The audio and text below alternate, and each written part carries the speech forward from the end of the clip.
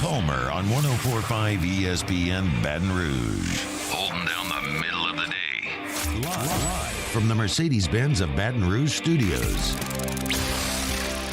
This is Hunt Palmer. Welcome in. Hunt Palmer coming to you from the Mercedes-Benz of Baton Rouge studio downtown in the capital city on this Wednesday. Hope your Wednesday is going great. Casey Gaines and Taylor Sharp back there on the ones and twos. We're locked and loaded for the next 2 hours. Matthew Bruni from On 3 Sports with us in 15 minutes to talk about the basketball team. Going to debut a new segment here at 1:30, middle of the first hour. What If Wednesday? We'll just ask some what if questions, and I'll give my thoughts on them.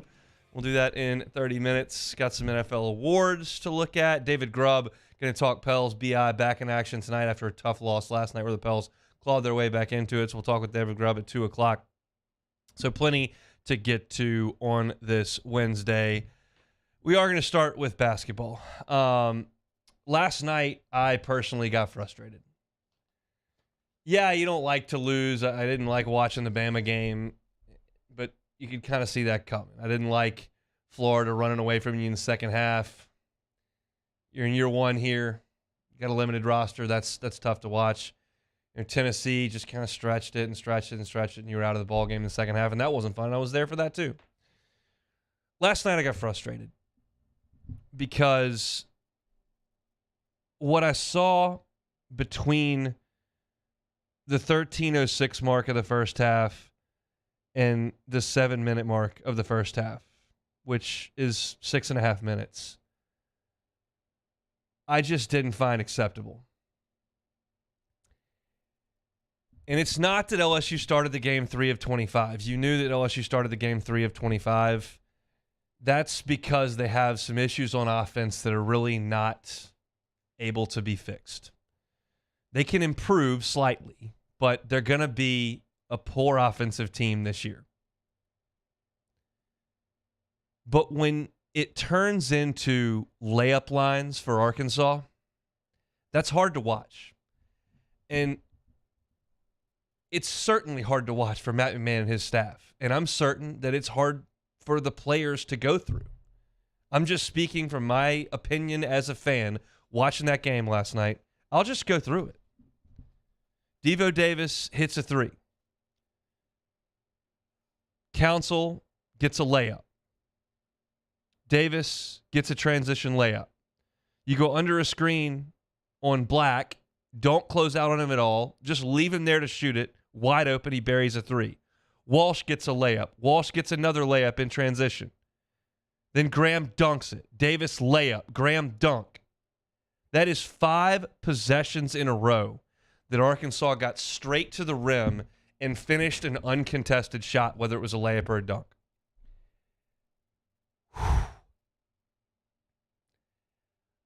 Man, you have to wonder. I'm not totally indicting a team. I've seen instances in sports where I thought someone was not trying. I can't definitively say that LSU was not trying last night. That's unfair for me to say from the outside. But it's fair for me to look at that and go, how do you let them get to the rim 5 straight times to dunk it? Somebody's got to step up and make a stand. Somebody's got to challenge somebody at the rim. You might pick up a foul. Somebody's got to step up when Arkansas is running layup lines on you. I can get past 3 out of 25. I really can. I wish they weren't 3 of 25. I wish they would get to the rim and finish a little bit better. But you tell me they're going to make 7 shots in a row and the last 6 of them are layups and dunks? That's a big, big, big red flag. And I'll give them credit. They bounced back in the second half and cut it to 11. And we talked about this with football a month ago after the Georgia game. I said, look, you can give these guys credit for playing tough and hanging tight because the program is in a spot that's really all you can ask. When you're playing Georgia, you're going to give up some plays. They're going to get you sometimes. They're better than you. And that's the place that this basketball team is every time they take the court in the SEC. And there will come a time where I don't have that conversation because I don't like having that conversation. I pull for LSU. I cover LSU. We don't have to take a back seat to anybody. Leave that to the group of 5 schools. We played hard, tried, but sometimes it's appropriate. It's appropriate right now with this basketball program to go, man, I just need your best effort. And when you look at them making 7 shots in a row, and 9 of 10, that's difficult to get past. And Matt McMahon's got a tough job on his hand because, quite frankly, and this is just a state of this city, this fan base, and where basketball has sat for 30 years. You're sandwiched between football and baseball. In November and December, people are locked in on football on the field and in recruiting. Come late February, there's a lot of eyes on the box. And when things go really well in the PMAC, people absolutely get fired up about it. I kept myself in the media world launching a basketball podcast only, and it did just fine. People do care about a winning basketball team. But when it goes south, eyes start turning. And with the fan base, right now you're just about there. That's not that important. I worry about the team. Because when you lose games over and over and over again, it can be tough as a young person to respond to that. KJ Williams' team went 30-3 last year. Trey Hannibal's team went 30-3 last year. Adam Miller was a 1 seed in the NCAA tournament 2 years ago. There's not a ton of guys in this locker room that are used to getting beat 6 times in a row and run off the floor in the first half for the majority of those. Matt McMahon's job right now is not to win 4 conference games or win 5 conference games or win 2 conference games. Matt McMahon's job right now is to keep that locker room with him. And I don't know anything about these guys, and I don't know much about him because it's all new. All of this is new. It's just a tough spot. And we knew this front end was going to be so difficult for these guys, and you had to keep your head above water. And getting pummeled in the first half every night has got to be tough mentally. It just does. It's bordering on irrational to see Arkansas take a 20-something point lead and think, all right, let's go. We're going to get back in this ball game. Like, that's hard to mentally rational. You're on the road. They're dunking all over the place. You're 3 for 25, can't throw it in the ocean. It's tough to saddle up and go. So you hope the next one's okay. It would have so benefited this team if Ole Miss and South Carolina would have showed up on the front end of the schedule at some point between the at Arkansas and Bama and home Tennessee and at A&M. But it didn't. It just didn't work out that way. So now they got to play the cards they're dealt. You hope that pride and effort and just the intensity of being out there in a 15,000-seat arena 2 times a week gets them fired up. Because, I'm not blind. I'm looking at my Twitter feed. I'm getting text messages. We know what message boards are saying. I know what the fan base feels right now, and it's frustrating because nobody wants anything to go like this for a month.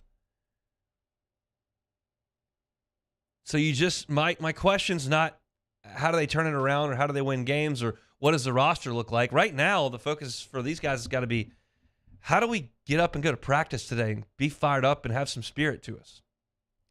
I've attended 1 LSU basketball practice in my entire life. They had an open one for the media in, I think, Wade's first year. Maybe one of Johnny. I can't even remember. But I went to 1 in the new practice facility. Other than that, I've never been. I don't know what the practices look like. I don't know how the intensity is.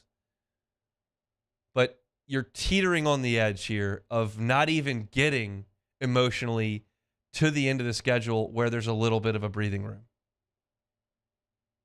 And that's really, really tough for everyone involved in that program. We know they're going to have trouble scoring. Scoring 40 points is not an acceptable output, but it's what you got. And not that defensively, allowing 60 is some crime. That's actually pretty good. And in the second half, Arkansas shot 32%. So the effort was there a little bit. But the avalanche hit them in the first half, and there just wasn't an answer. And then you're so far out of it that What are you going to do? I hate it for all of them.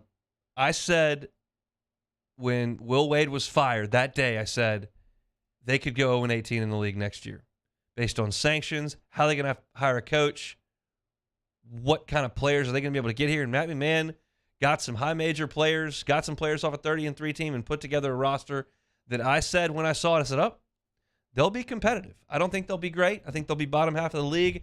I picked them as at 7 and 11 before conference started, and I didn't really come off that after Arkansas and Kentucky at the beginning. So I still think they're a 7-8 win team. I was incorrect on that. They're not competitive right now. They're playing some good teams, but they're not competitive right now. And for that to change, they're going to have to stay connected mentally. That's a tall, tall order for Matt McMahon. So we'll see what they can do. Step out of conference on Saturday, then dive right back into the snake pit next week. It doesn't get any easier. It gets harder, in fact. So we'll see if they can keep everybody connected and keep everybody engaged. It is a tall, tall task. We'll talk with Matthew Bruni of On3 Sports when we come back. He talks to these guys a couple times a week. He breaks down the film. I'm not sure he'll have any glowing reviews from last night, but I do want to get a sense from what he's heard from these guys and what he thinks the response level will be for these guys as they play this thing out and try to play as good as they possibly can. Matthew Bruni next on the Hunt Palmer Show. This is Hunt Palmer. Our listeners fire off their opinions on the jimsfirearms.net hotline at 499-1045. Keep listening for your next chance to shoot us your thoughts with the jimsfirearms.net hotline on 1045 ESPN Baton Rouge.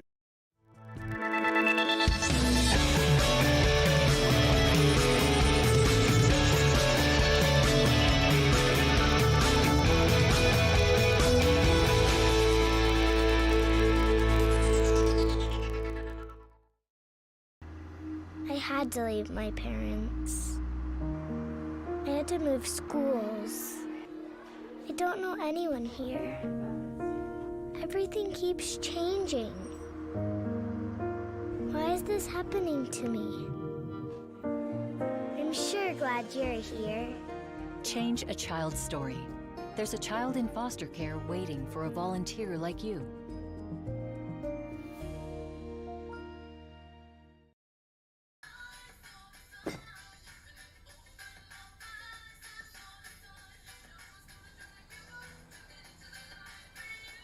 Miller Lite has more taste and only 1 more calorie than Michelob Ultra.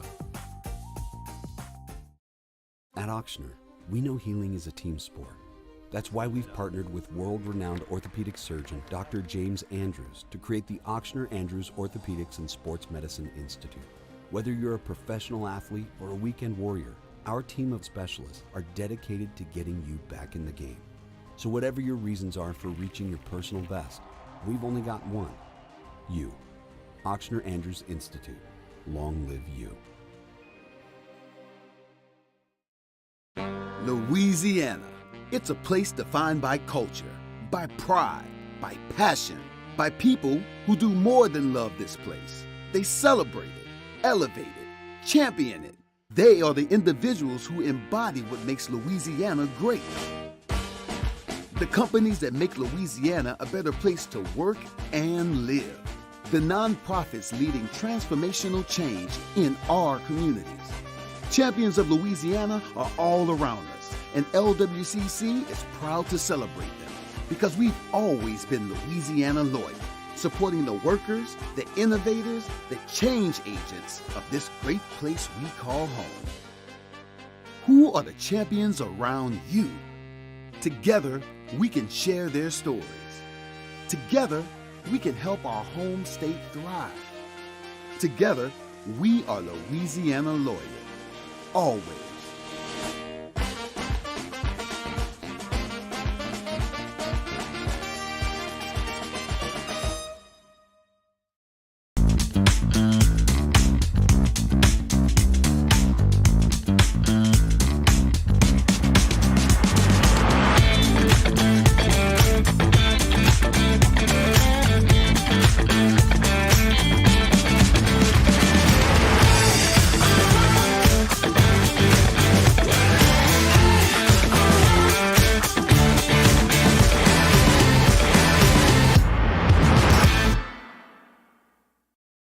You ever heard the tale of the misunderstood bull? A menacing beast who was born to float. A force of nature. The embodiment of grace. Quite grand, yet quiet and nimble. The Infinity QX80. Experience the Infinity QX80 at your local Infinity retailer. I've been doing business with Luba for 25 years. They're dependable, trustworthy. It's just the attention to detail with our clients. Our folks have years and years of experience. They're highly trained professionals. But many companies. Matt Moscona inviting you to join us for Wednesday's Hump Day AFR presented by Pluckers. Former Tiger Braden Fajoko will join us on the show. We'll recap LSU, Arkansas, and Pels Nuggets. Join us 3 to 6, 104.5 ESPN Baton Rouge.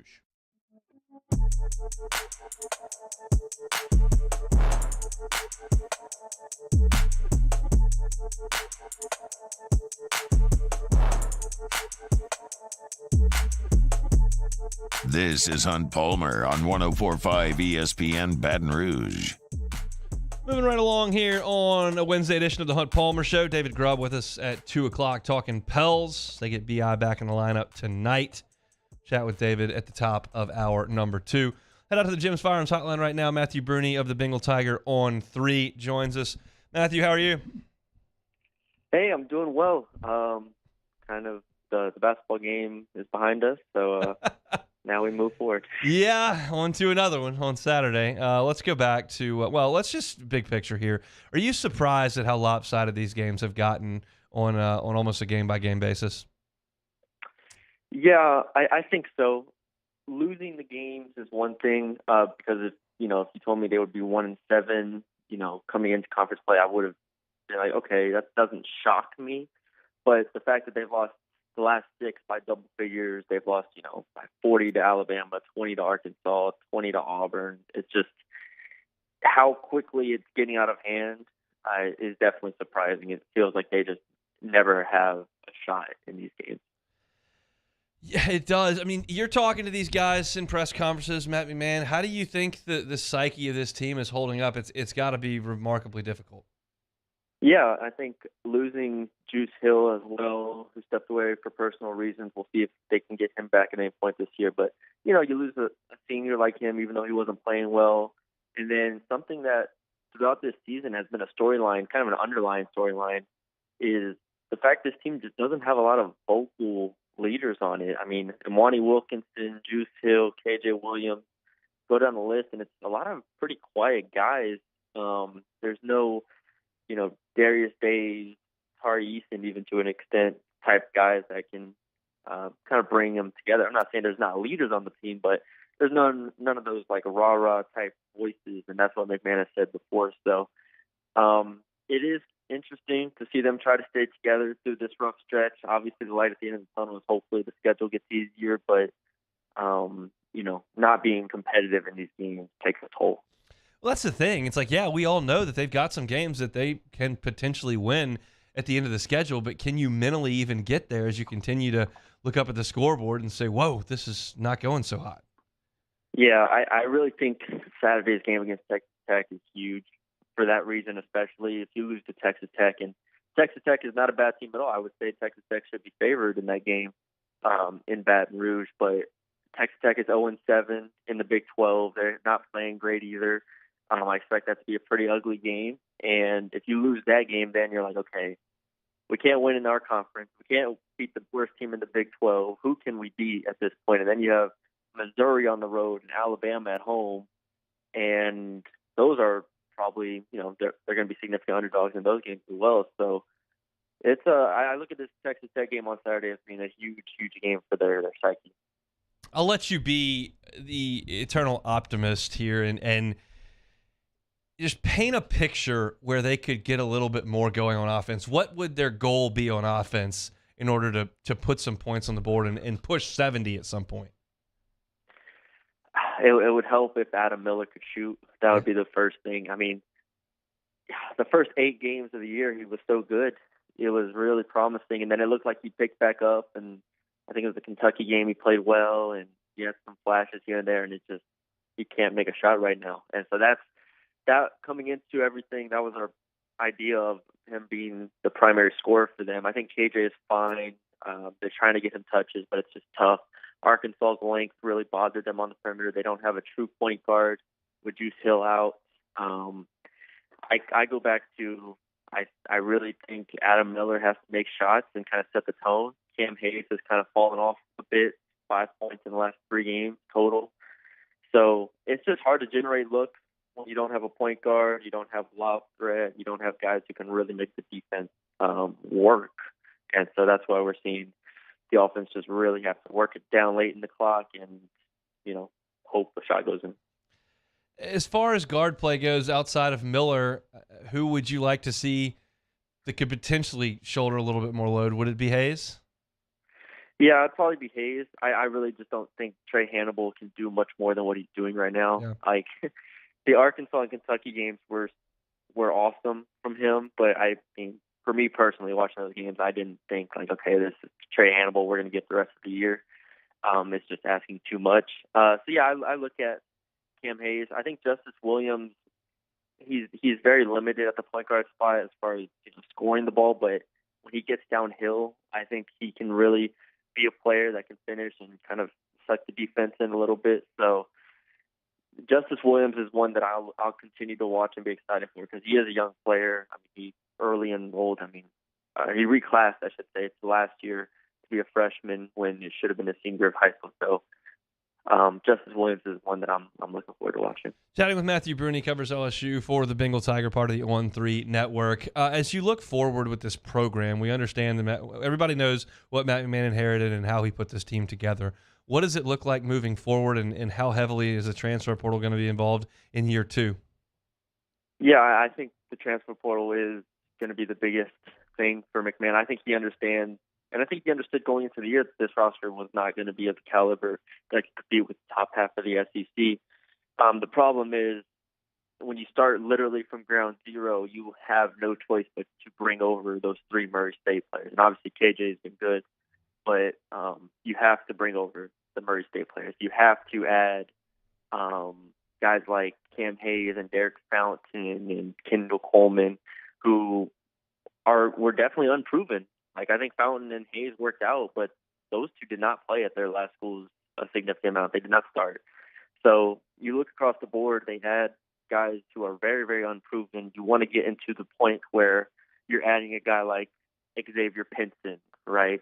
You're adding those type of players that have experience, that know what it takes to win and can execute at a high level, because he was in a really, really tough spot where he's like, all right, I have to bring Trey Hannibal with me. I have to take a chance on Derek Fountain, and I have to kind of hope that the returners like Mwani Wilkinson and Justice Williams can pan out. I mean, if you look around at some of the teams in the league that have played pretty well in conference play, you look at Texas A&M, they've got transfers from Duke and Michigan State in the front court. If you look at Arkansas, they got a transfer from Wichita State in Council who's playing great for them. Sears has been fantastic for Bama. They got him from Ohio. It's not like you've got to reinvent the wheel here. You got to just go get some high major players that you can evaluate, and it's a tough sell when you think the NCAA is on your back foot, but we can't do anything about that. Yeah, I've said it before. I think the transfer portal is far more important this year than the recruiting class they brought in. I think Corey Chess will be a fine player, and Williams will be. They'll both be fine. There's 2 freshman signees from the 2023 class, but ultimately, I expect it to be a very, very revamped roster going into next year, and most of that's because of the transfer portal. Like, regardless of who stays and who goes, they're going to lose, guys like KJ Williams and Justice Hill. So I think Trey Hannibal's a senior as well. So yeah, you're going to overturn it. I think you go get established players. You hope you can develop and keep guys like Tyrell Ward and Jalen Reed, and then add in the 2 freshmen that you signed, and you kind of go from there. Have you seen a little bit more of the last 2 games from Jalen Reed in terms of driving to the basket? Yeah, I have. I'm not sure he's been more efficient, but I think him being aggressive is huge. There's an obvious skill set there when I watch him.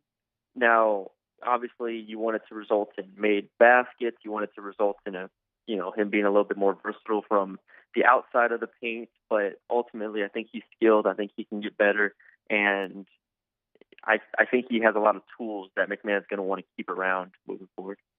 Matthew, really appreciate the time. Yeah, thanks for having me. Anytime. He's Matthew Bruni from the Bengal Tiger, part of the On3 Sports Network. Does a great job with Shay Dixon, Billy Embody, and the crew over there. I'm going to start cranking out some baseball stories here in about 3 weeks. So fired up to be a part of that team, and they do an awesome job covering the Tigers. Head on over to the Bengal Tiger, part of the On3 Network, for all your LSU recruiting and sports coverage. All right, we're going to try something new when we come back. You guys in the Bayou 4 chat that are hanging out, chatting back and forth, throw some what-ifs in there. Throw some what-ifs sports, throw some what-ifs outside of sports, whatever, and I'll answer them. Got some coming from Taylor Sharp as well. So we'll do a little What If Wednesday for the first time coming up next on the Hunt Palmer Show. Hunt Palmer on 104.5 ESPN Baton Rouge. LWCC is a shining light in Louisiana. They are looking to elevate and celebrate what they call Champions of Louisiana, and they do so every single day here on the Hunt Palmer Show. All month long, we've been telling you about Hunters for the Hungry, a nonprofit that was founded by a group of local hunters to share the game and the fish that they harvest every single year with the needy. They do some awesome programs like Clean Out Your Freezer Day that's held in September every single year. Sportsmen are about to head out for their hunting and fishing seasons, so they're encouraged to make some room in their freezer for what they're going to bring home. So when they do that, there are 35 drop locations that Hunters for the Hungry set up throughout the state, and everything that's properly packaged in protein is accepted and distributed to the needy. It's an awesome thing that Hunters for the Hungry is involved in each and every September. One single deer can provide 240 meals that can make such an impact on the needy here in the state of Louisiana. That's why Hunters for the Hungry is a champion of Louisiana. If you know Champion of Louisiana, it's a business, a nonprofit, a person who's doing something fantastic in our state. We want to tell their story. We've been thrilled to tell you the story of Hunters for the Hungry. We want to tell yours as well. So go to lwcc.com/champions, lwcc.com/champions, and nominate someone, nonprofit, business, to be a champion of Louisiana like Hunters for the Hungry. LWCC is Louisiana loyal. In times of need, get a full list of phone numbers, websites, and other important emergency information on the Demco Stormwatch page at 1045ESPN.com. There it is, the extra mile, on the border of expected and extraordinary for those willing to go further, like vans customized for work or play, with safety and tech to keep you connected, supported by a 5-star sales, service, and finance team, and backed by the 1-star you know. So go the extra mile. It's never crowded, because so few have what it takes to go there. Mercedes-Benz Vans. Time doesn't stop, and the world keeps spinning. Community, culture, and communications, the powerful circle that connects us together. We're creating the next evolution, a network built for every possibility, moving faster than ever before, streaming us forward into the future. And the revolution is closer than you think. RTC, ATEL, and Vision are now Rev. New name, same company. At Auctioner, we know healing is a team sport. That's why we've partnered with world-renowned orthopedic surgeon Dr. James Andrews to create the Auctioner Andrews Orthopedics and Sports Medicine Institute. Whether you're a professional athlete or a weekend warrior, our team of specialists are dedicated to getting you back in the game. So whatever your reasons are for reaching your personal best, we've only got one: you. Auctioner Andrews Institute. Long live you.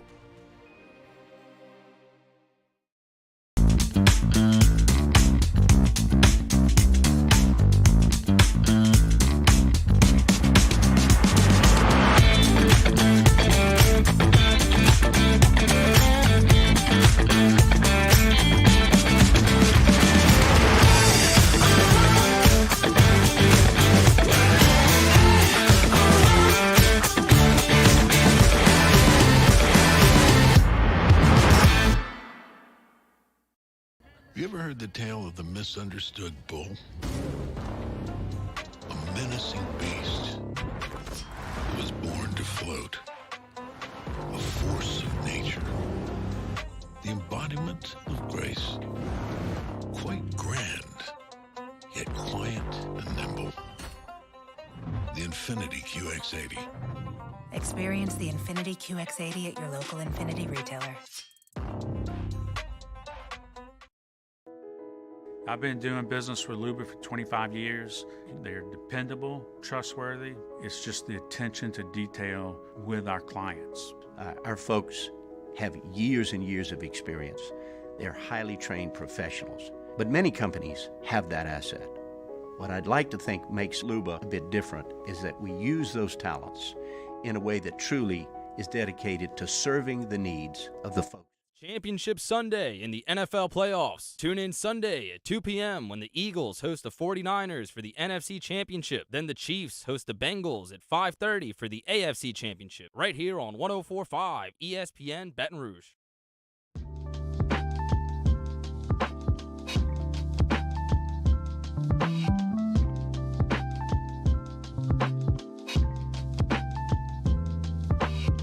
You're listening to Hunt Palmer on 104.5 ESPN Baton Rouge. All right, we're going to debut a new segment here. We'll see how it goes. We're going to call it What If Wednesday. We'll do it in the first hour each and every Wednesday. And it doesn't have to be confined to sports, but we will do some sports. I think we're going to start in the sports realm here. But we're going to get some from Taylor, and then we'll go to the Bayou 4 chat and see if there's some what ifs. I see them rolling in right now. So if you want to log into YouTube, or if you're already there in the Bayou 4 chat and you got some what ifs, fire them away. There's a couple about my attire that I don't know that we'll get to, but we'll get to what we can. Taylor Sharp, fire away with some What If Wednesday. Yeah, let's do it. What if Mahomes does not play this Sunday? Then they're going to get crushed. I mean, he's... You don't have love for Chad Henne? I do not. I think Chad's probably a swell guy. He's made a lot of money. I salute all of that. If he goes out there with that Chiefs team and tries to outduel Burrow, which Mahomes hasn't done in there 3 times, then there's no shot. I mean, the Bengals will beat them by 2 scores if Henne's out there. Mahomes is going to be severely limited if he plays at all. But if he does not play and it's Chad Henne and that Chiefs team that hasn't beaten the Bengals 3 times in a row with Burrow ready to rock and roll, there's no shot for KC in that spot. What if Joe Burrow gets $40 million a year contract starting next season? Yeah, they're starting to talk about sizing him up for a huge extension. It just compromises what they can do with the rest of the roster, and that's a really scary thing for a GM, but it's something that you have to do. It's just what you have to do. You saw that there was a small erosion started to happen up in Seattle once they got Russ on that big deal, because they had such a great roster, especially that defense, and they had to start chipping away at it one by one because you had to pay your quarterback. Now, plenty of teams that pay their quarterbacks a ton of money, the Bills, the Chiefs, plenty have a great roster. So it's not as if that would be the fall of the Bengals, but it certainly makes things a lot more difficult to go add to your offensive line or to go get another pass rusher or whatever the Bengals feel like they need, because you're going to have to pay Joe a lot. That day's coming, and it may severely impact Jamar Chase's future, quite frankly, but it's just part of it. What if Sean Payton stays at Fox? Saints are going to go another year with a quarterback that's a dead end, which is the worst place you can. Well, we talked about this yesterday. The worst place you can be is to have a quarterback that you're locked into that you don't think is the future. You mean like Dak Prescott? That would be very similar to that example. Yes, Thanks you're correct. for that one. Well, look, I'm here till 3. It just hurts the Saints if he does that, and I don't think that Sean Payton is going to consider the Saints in his move. In fact, he's trying to hamstring the Saints with the move in terms of the draft picks, because that directly affects his next job. I still don't think it's going to be a huge decider on whether or not he takes a job, because he's just going to decide what's best for him. But if what you're talking about what's best for the Saints, him staying at Fox another year really hurts them in the quarterback situation, because that's what they've got to figure out, I think, first and foremost, and it is so far from being figured out right now, and Sean Payton staying at Fox is not going to help that in the least. Do you think he kind of overestimated what the market would be for him? I don't know, because I don't know. It feels like these interviews are like recruiting pitches. It doesn't feel like a normal coaching search where the team is interviewing people that desperately want the job. It feels like he's going places to see if he wants the job, which is different than you usually get. But it's odd. But I'm ready for a resolution, and I know that Saints fans are too. All right, here's one you'll love. What if someone served you a subpoena on Christmas Eve of all days, and then they approached you on a driving range just 3 weeks later to wish you a Happy New Year? Well, you're referencing, of course, Patrick Reed and Rory McIlroy. If you missed this story and you hadn't been checking out Twitter, they're playing over in Dubai, and Patrick Reed has an exemption while this appeal is ongoing with LIV, and he can play in some of these DP World Tour events. And he's also suing everybody involved in the PGA Tour and Golf Channel because they're mean to him. Brandel Chambly is getting sued for a bajillion. They're suing a couple of riders, Alan Shipnuck. And he actually had a suit served to Rory McIlroy on Christmas Eve. Then he went up to Rory yesterday on the driving range, shook Harry, his caddy's hand, and then went to shake Rory's hand, who just didn't look at him and stared down at the ground, was dealing with his track man. So Patrick Reed was like, oh. So he walked off and threw a tee over towards Rory McIlroy that had his LIV team, the Four Aces, sweet team name, on the tee. Patrick Reed is incapable of ever, under any circumstances, doing or saying the right thing. He's on the wrong in every situation, which is why he's alienated almost everyone he comes in contact to. We know what happened with his family when he was playing the Masters and they were watching at a house in Augusta and he doesn't associate with them. We know that he and Jordan Spieth split up on the Ryder Cup teams. We know he went to LIV and now he's suing everybody. His college teammates don't get along with him. He is a phenomenal golfer. And I'm sure it eats at him the way that people perceive him, but his defense mechanism to go back on the attack and start blaming everybody else and filing suit for millions of dollars against everybody is the most ridiculous thing I've ever seen. And if there are two golfers in the world that you don't want to go after in the court of public opinion, it's Rory McIlroy, who's everybody's white knight at this point, and Tiger Woods, who almost everybody loves because of his run in the sport and now find endearing at this stage of his career and life. And he's serving them suits on Christmas. He cannot get out of his own way. It's remarkable to watch him light himself on fire time after time after time. I hope he enjoys the LIV cash because his public persona and likely his run in the majors is going to be not very long. All right, here's one that will get people fired up. What if Joe Brady takes the OC job at Alabama? Ooh, so I was on record when that season ended. I actually wrote this for a column that I wrote for Bayou Bengals Insider about kind of my experience that day and that year for the national championship. I said I will be a huge fan of Joe Brady of Carolina for going to Joe Brady. I'll be pulling for Dave Aranda at Baylor. Wherever Joe goes and Jamar goes, I'm going to be pulling for those guys really hard unless you end up back at Bama or A&M or something. So no, I'm not going to pull for Joe Brady if he ends up in Tuscaloosa. He'll always have a special place in my heart because of what he did in that run and that team.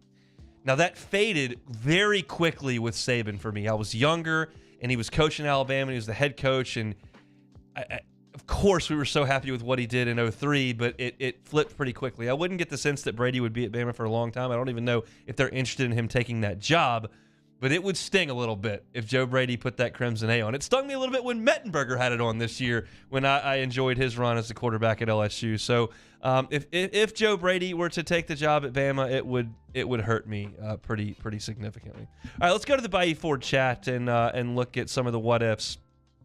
Dustin Blanchard, what if Hunt had the opportunity to play Augusta National? Would he break 100? So I would only be permitted if invited to Augusta National to play the members' tees. I would not be allowed to go back and play the tournament tees. There's only 2 tee boxes at Augusta. And I can tell you that Buzzy played those tees and shot even par, 72. He's a little bit better than me, but he shot 72. And my dad, who's about 4 or 5 shots worse than me, shot an 82 at Augusta when he got invited to play back in 2014. So, yes, I would break 100. I generally break 100 when I play golf.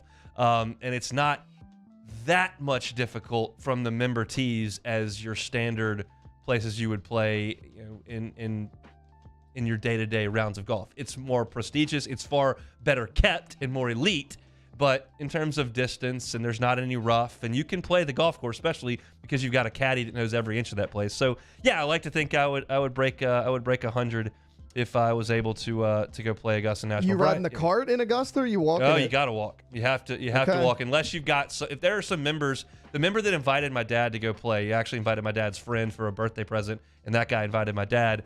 He was older and had a hip replacement. He was allowed to. He didn't even play. He just rode around in a cart. Did your dad at least get out and walk to the 18th? No, he walked everywhere.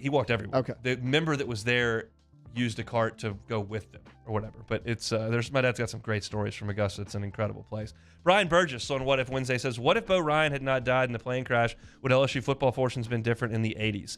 So that's a little bit before my time, but I did watch the SEC story that they did on Bo Ryan, and it was really enlightening to me as someone who was born in the late 80s, just how high profile that hire was. He had been at NC State running this whirly-bird offense that was kind of a triple option deal with a lot of ball handling stuff that the quarterback did, and they thought it would kind of revolutionize. And even at that time, the talent in Louisiana was phenomenal. They just, over the course of the next 10 years, were losing too much of it to Florida State and to Tennessee and to places obviously out of state.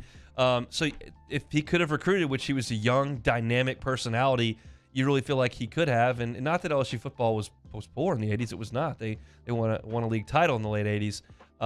But it sounds like from my viewing of the documentary, which of course is going to be painted in a positive light 30 years after it happens, it feels like that would have really would have been a really good fit, and LSU could have ascended, and likely the dearth that was the mid-90s the early 90s does not happen.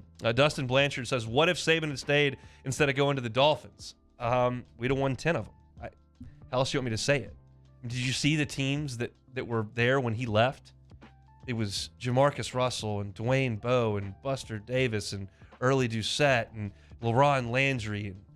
It was absolutely loaded with the players that he had when he moved on, and we know how many first-round picks came off that 06 team, and it would have been cooking because Bama would not have been Bama. I mean, they don't realize this, and they will shortly. Bama thinks they're awesome right now because they're Bama. They're awesome right now because Saban's there. You are this close, and I'm putting my hands very, very close together, to hiring Mike Shula again. This close. And in my middle school and adolescent age, Bama was not even a thought on my radar. It was Florida and it was Auburn. Now, they may hire a really good coach next, and he may do a pretty good job. They might hire a guy that can't handle it. And let me tell you, in year 2, he goes 9-3 or 10-2 and wins the Sugar Bowl, they're all going to be furious. This time is coming for them. I can't wait for it because they think it's their birthright to just show up and win. Saban did this, not you. So that is going to fascinate me. Brambo says, what if Hunt actually picked against Bama in football? Surely I didn't pick them in every game this year. And even if I did, they didn't win the West. They lost to us, so maybe I should keep it up.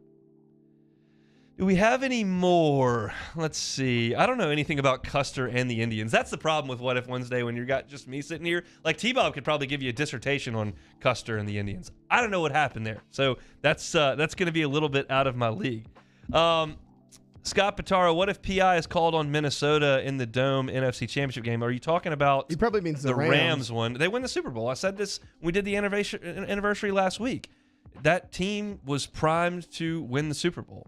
You think they beat Tom Brady in the Super Bowl? I do.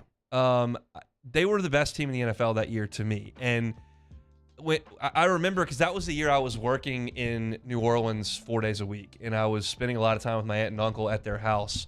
I slept there a couple nights a week when I was working downtown in New Orleans to come back here during the weekends. And my uncle's had season tickets to the Saints forever and ever. That's his favorite team. He loves them. And I remember telling him, like, you didn't go to Miami for this Super Bowl when they went in 09. Like, you need to make plans to go to this one because it's such an amazing experience. I've been to watch LSU win a national championship. He had never done. So, I mean, it was, and this was before the playoffs even started. This was back in November, December because I thought they were that good. And I think if they get by, I think they win the Super Bowl in that one.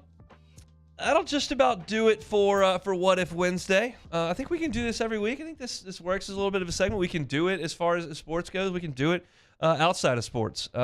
Just stay away from like, ancient war history or, Civil War stuff or whatever Custer's battle was. Because I'm not going to be able to help you very much with that. But generally speaking, on some sports stuff, I can do it. And then we'll step out from time to time as well. So that's What If Wednesday, first edition.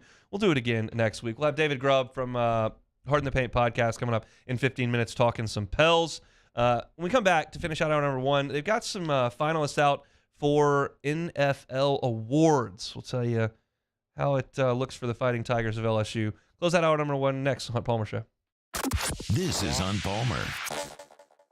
Our listeners fire off their opinions on the jimsfirearms.net hotline at 499-1045. Keep listening for your next chance to shoot us your thoughts with the jimsfirearms.net hotline on 1045 ESPN Baton Rouge.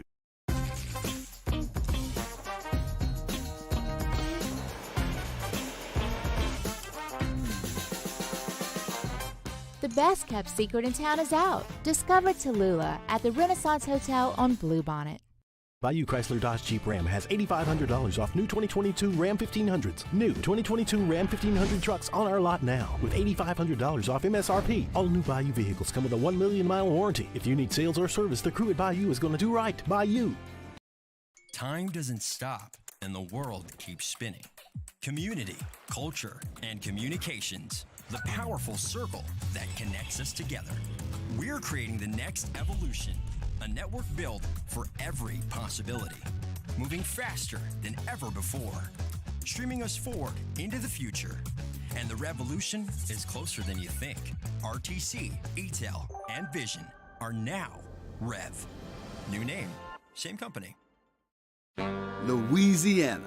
It's a place defined by culture, by pride, by passion, by people who do more than love this place. They celebrate it, elevate it, champion it. They are the individuals who embody what makes Louisiana great. The companies that make Louisiana a better place to work and live. The nonprofits leading transformational change in our communities. Champions of Louisiana are all around us, and LWCC is proud to celebrate them because we've always been Louisiana loyal, supporting the workers, the innovators, the change agents of this great place we call home. Who are the champions around you? Together, we can share their stories. Together, we can help our home state thrive. Together, we are Louisiana loyal. Always.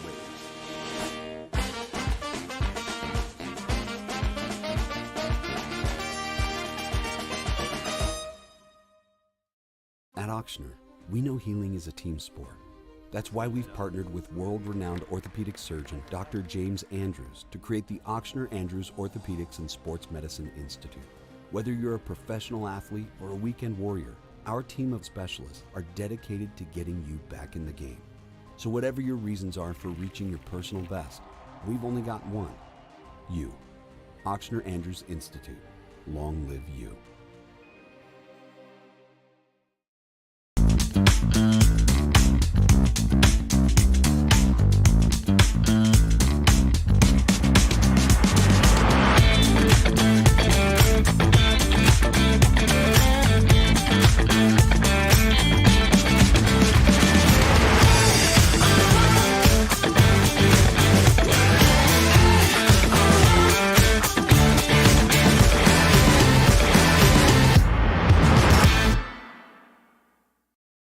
You ever heard the tale of the misunderstood bull?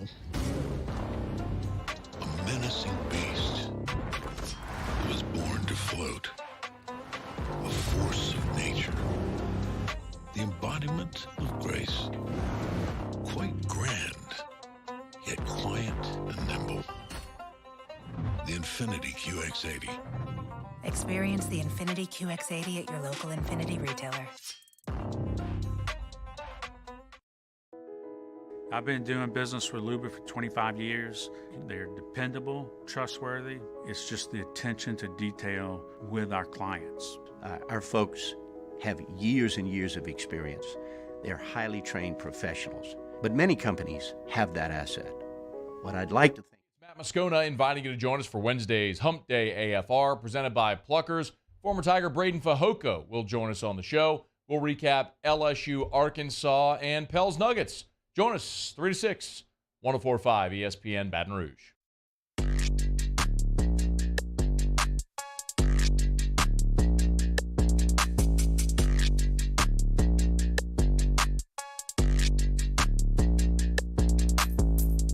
This is Hunt Palmer on 104.5 ESPN Baton Rouge. The AP has put out their list of finalists for Offensive and Defensive Rookie of the Year. On the defense, you're looking at Sauce Gardner. Had an excellent year for the Jets. Aiden Hutchinson, number 2 pick in the draft. And Tariq Woolen, who had a great year for Seattle. And on the offensive side, you got Kenneth Walker. Great year for Seattle as well, running the football. Garrett Wilson, stud at Ohio State that moved on to the Jets and had a big-time year. And Brock Purdy. Brock Purdy, he that started 7 games this year on that list, notably leaving off Chris Olave, who went over 1,000 yards this year with no quarterback, I might add, and no Michael Thomas and very little Jarvis Landry. I don't know, man. It's one of those deals. It's very similar to like the Stetson Bennett thing. Everybody looks at Stetson Bennett and they kind of go, well, look at how good his team is. Everybody kind of looks at Brock Purdy and goes, oh, well, look how good his team is. And Stetson Bennett's probably older than Brock Purdy, quite frankly. He is. So the 49ers are so good as a team. They beat you up physically so much as a team. I just don't know that I'm going to toss Brock Purdy in this finalist list when he didn't even play half the season. Went out there, made a couple throws. Oh, by the way, McCaffrey's pretty good. Deebo Samuel can play. Ayuk's all right. Kittle's pretty good. Yeah, that one's tough for me. I don't think he'll win it anyway, but I think I could have given the nod to Chris Olave there. That's the thing. Is like sometimes you see an All-SEC list or an All-American list, or in this case, Rookie of the Year finalist list, and you say, okay, who got snubbed here? And we'll always throw the LSU guy. But when you do that and you toss a guy, and you have to take someone out as well. You can't just add someone to an All-American team. Somebody's going to come off. In this case, I can take Brock Purdy off pretty quickly and not feel too bad about it. Maybe if he had led him to the 2 seed starting week 1. He showed up at Thanksgiving. I mean, they won games with 3 quarterbacks this year. Lance, not as much, but I don't know. I have a little bit of an issue with that, so we'll see what comes of it. How about this, though? Y'all know my shtick by now on any time to talk about the 2019 Tigers. I'll go ahead and take the chance. Your NFL MVP finalists, there are 5 of them. Patrick Mahomes, who will win it. He's certainly won. Jalen Hurts absolutely deserves to be there as a finalist. Was phenomenal all year long before he got hurt. I wouldn't even be mad if he won the thing. Josh Allen, great player for the Bills. He's a finalist for NFL MVP. Who are the other 2? One would be Joe Burrow, quarterback, Cincinnati Bengals, 2019 LSU Tiger. The other would be Justin Jefferson. That happens every once in a while. Justin Jefferson, wide receiver, Minnesota Vikings, 2019 LSU football alum. God, I was so queued up to deliver that there. Just went with the wrong name. MVP finalists this year, Joe Burrow and Justin Jefferson. That is pretty cool. And once again, another feather in the cap. All we can do now, because everybody who was on that team is gone from LSU. So all you can do now is rack up NFL accolades. And neither one of those guys is going to win the MVP. But Jets is an all-pro, and Burrow's got a chance to win a Super Bowl, which would be pretty good. And that's really cool when you think about the collection of talent that we watched that fall. To see them excel at the level they are at the next level, it's impossible for anyone to ignore. And I went on and on yesterday about sitting there in the morning watching ESPN and them all unanimously agreeing. Ryan Clark, Dan Orlovsky, Rex Ryan, Mike Greenberg, everyone agreeing that Burrow was playing the best quarterback in the NFL. Not going to win the MVP, but they're saying he's the best. And you're going to have a hard time finding somebody that doesn't think Jamar Chase and Justin Jefferson are 2 of the top 4 receivers in the league. Maybe the best 2. But Jets gets the nod as the only non-quarterback as an MVP finalist, which is very, very cool. So 2019 Tigers, keep racking them up. I love to see it. I love to talk about it. And if you get sick of it, I might have to find a new new spot on the dial because I just love chatting about it. All right, that's it for hour number 1 here. We opened up with LSU Arkansas reaction from last night. Just a really, really tough night for LSU up in Bud Walton. Matthew Bruni of On 3 came on to talk about what he thinks of this team as he's covered them and kind of gotten the demeanor of these guys in press conferences and seeing them a couple times a week. So I appreciate Matthew for jumping aboard. We debuted a new segment, What If Wednesday. Just went through a bunch of what ifs, from what if Bo Ryan became the coach at LSU to what if Joe Brady took the OC job at Alabama. So if you want to catch any of that, you can always catch it on demand. 1045ESPN.com's on-demand page, Apple Podcasts, Spotify, YouTube. Throw us a like if you would, Bayou Ford Chat. Certainly appreciate that. On the other apps, you can rate, subscribe, like, review. All that stuff helps us out a ton, so we certainly appreciate that. Hour number 2 is coming at you. Going to get you a recap of what we saw in the SEC on the hardwood last night and a little preview of tonight. Certainly got Take It or Leave It towards the end of the show as well on this Wednesday. And we come back after Sports Center. Big day for the Pels today. They do have a game tonight, which we'll talk about. And David Grubb from Hard in the Paint is going to come on to talk about the return of Brandon Ingram. Come back after Sports Center on Palmer Show. Bayou Ford has $4,000 off MSRP plus $1,000 Ford credit cash on new 22 Ford F-150 XLT trucks. That's $5,000 off plus 0% financing. And all new Bayou Ford vehicles come with a 1 million mile warranty. The crew at Bayou Ford is going to do right by you. Time doesn't stop, and the world keeps spinning. Community, culture, and communications. The powerful circle that connects us together. We're creating the next evolution. A network built for every possibility. Moving faster than ever before. Streaming us forward into the future. And the revolution is closer than you think. RTC, ETEL, and Vision are now Rev. New name, same company. Louisiana. It's a place defined by culture, by pride, by passion, by people who do more than love this place.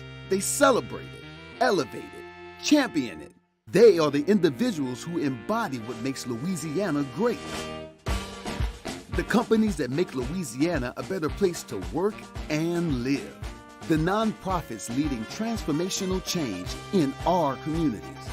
Champions of Louisiana are all around us, and LWCC is proud to celebrate them because we've always been Louisiana loyal, supporting the workers, the innovators, the change agents of this great place we call home.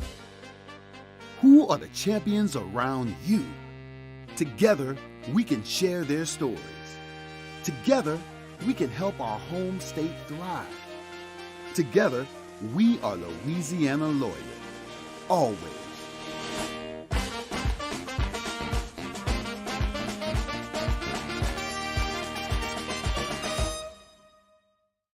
At Auctioner, we know healing is a team sport. That's why we've partnered with world-renowned orthopedic surgeon Dr. James Andrews to create the Auctioner Andrews Orthopedics and Sports Medicine Institute. Whether you're a professional athlete or a weekend warrior, our team of specialists are dedicated to getting you back in the game. So whatever your reasons are for reaching your personal best, we've only got one. You. Auctioner Andrews Institute. Long live you.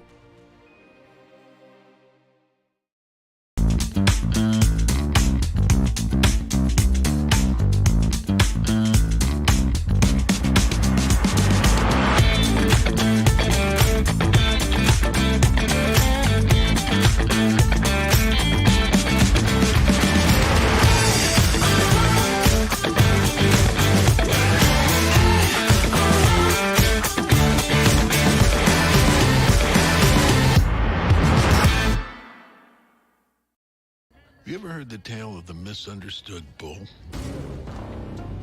A menacing beast that was born to float. A force of nature. The embodiment of grace. Quite grand, yet quiet and nimble. The Infiniti QX80. Experience the Infiniti QX80 at your local Infiniti retailer.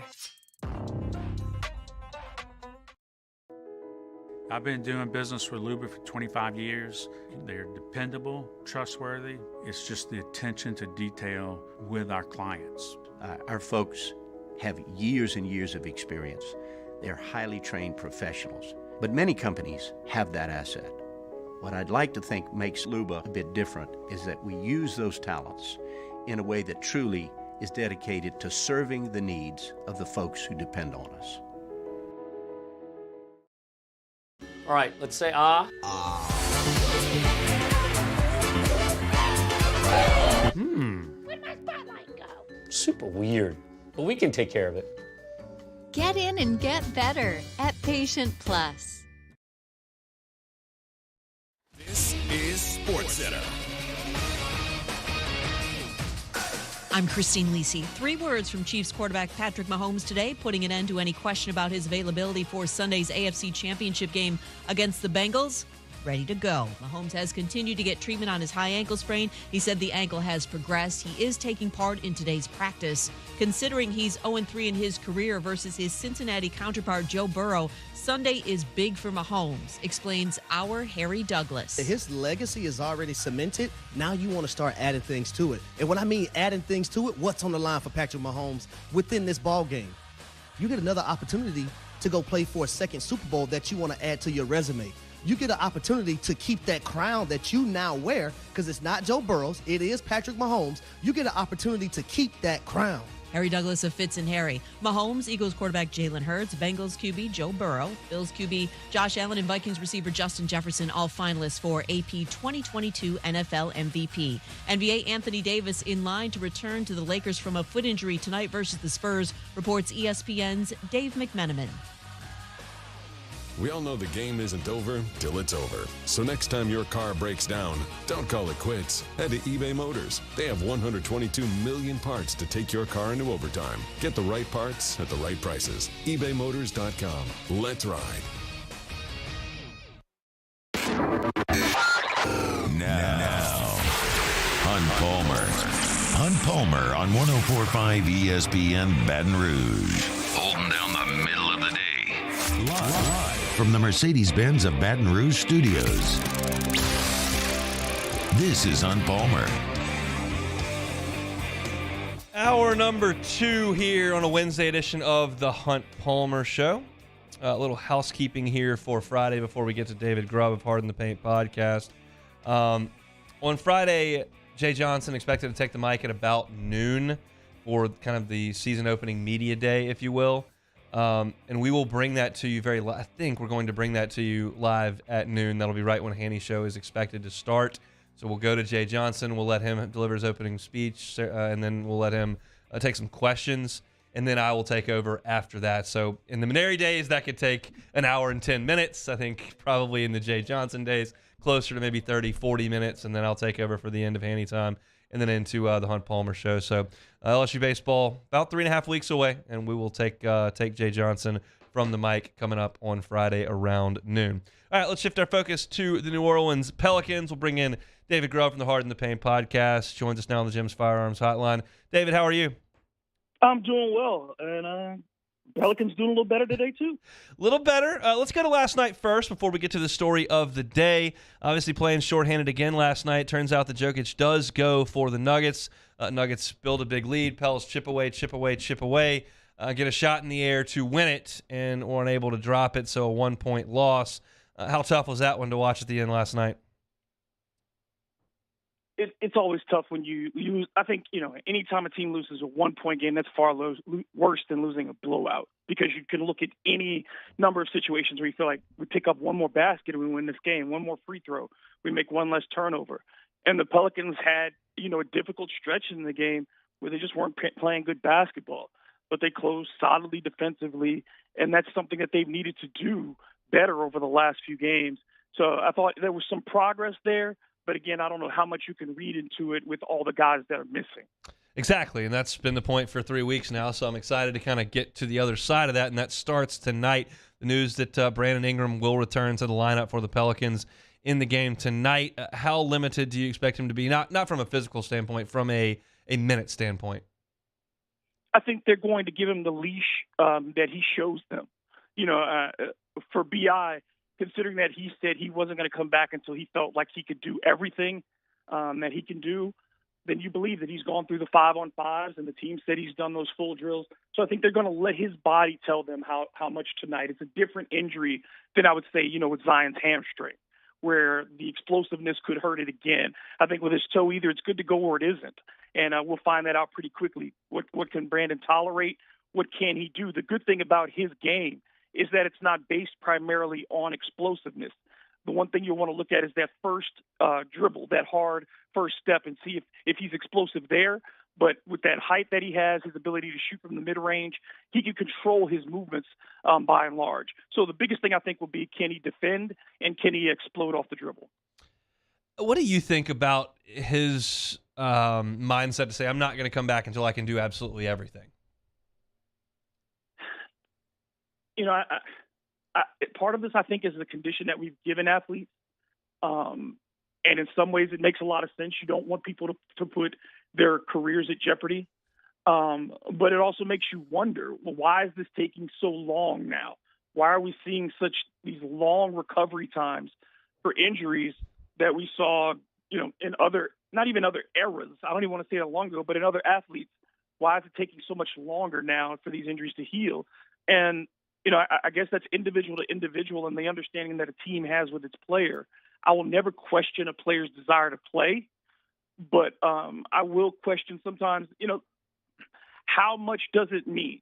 Because I think the when we look at great players, there's a willingness to shorten your career in order to achieve greatness by those people. Now, most great athletes are a little bit crazy too, but that's why they are what they are. And I think that's something we continue to watch with Brandon Ingram. I believe in him as a competitor, but I think we want to see, how great does he really want to be? Yeah, Dave, it's interesting because I've had a lot of conversations with former LSU baseball pitchers who have been out of baseball now for 25, in some cases 30 years. And they would say, our arms were throbbing the entire year. We just took the baseball and went out there and pitched. And it's like, I get it, and they won a lot of national championships, and that's awesome. But on the flip side, you could also just say, is that really the smartest thing to do? And so it sounds great to say, you just take the ball, go out there and play. You're getting paid a lot of money, go do it. But there's another side that goes, wait a second, like there's a little more that goes into it than that. And these are people's careers. Yeah. This is not just their, something their hobby. It's not. And with the case of when you're talking about college athletes, yeah, it's even worse because it's an obligation in that case. You're not getting the reward financially. There's a much bigger risk. You're betting on the come. So when you look at a guy like Ingram, and you look at his career now, though, I think that's the thing that makes it difficult is that we've never seen him in his career play 70 games in a season, and we won't see that this year. Yep. So, your long-term future is tied to him. So hopefully the worst of his injuries are over in his career. And as we go forward, everybody's going to get hurt at some time, but we don't want to see any more of these 29-game absences. How does the Pels offense look different with Zion out and B.I. now inserted in?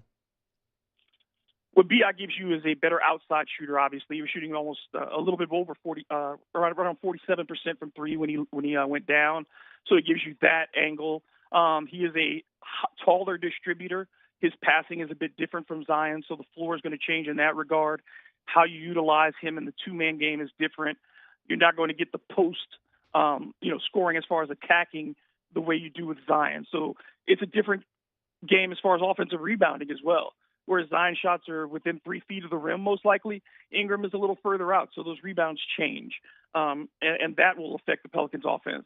But I think the biggest thing is you see it. There's been no continuity with this team offensively the last 4 games. They've been as bad as anybody in the league. And Ingram, at the very least, makes the defense have to think about somebody. And that's something that they really haven't had to do other than key on C.J. McCollum, who did not sign up to be the lead guy when he traded to New Orleans. Sure. This is an unanswerable question because we don't know what the next couple of months hold, but I'll just ask you for conversation purposes. If B.I. comes back and plays the majority of the games moving forward, and if Zion comes back in 2-3 weeks and plays things moving forward, how many seeds do you think that this month is going to cost the Pelicans? I think that's a great question because, honestly, if we're being realistic and Zion gets reevaluated in another 2 weeks, and then ramps up, we're talking about late February after the All-Star break for his return. That gives the Pelicans maybe 20 games left with him and B.I. if they're both healthy down the stretch. It could cost them a top 4 seed. It could. And that's the difficult part because there are a lot of road games, and the Pelicans are not particularly a good road team. Their schedule gets much easier the last 20 games. So I think you're right. This is going to – when you don't have your stars, you're more likely to lose on the road. You can survive more home games. But the Pelicans have a lot of road games coming up, and I think they could fall as far as sixth. I hope they don't fall into the play-in, but I think they could be in danger of being in that range.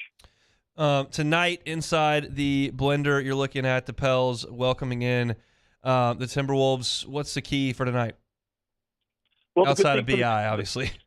Yeah, the good thing is that you're playing a Timberwolves team with no Rudy Gobert, no Karl Anthony Towns. You have erratic shooters in Anthony Edwards and D'Angelo Russell, so you hope the Pelicans can play good defense on the perimeter and control the inside. That's what they're going to have to do.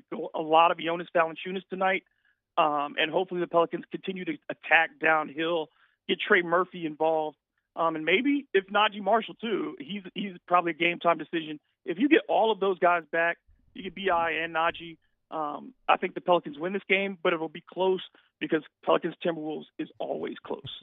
He's David Grubb. You can follow him on Twitter at DMGrubb, G-R-U-B-B. David, you come on with us a bunch. Just tell everybody where they can find your stuff. Yeah, you can check out Hard to Paint anywhere you get your podcast. Got one up now with Ali Cosell from the Bird Rights and Chris Connor from Boot Crew Media, so you can check that one out. And you can also check me out on Pelican Scoop for Sports Illustrated. He is David Grubb, Hard in the Paint podcast. David, we appreciate it. Thanks so much, Hunt. Absolutely.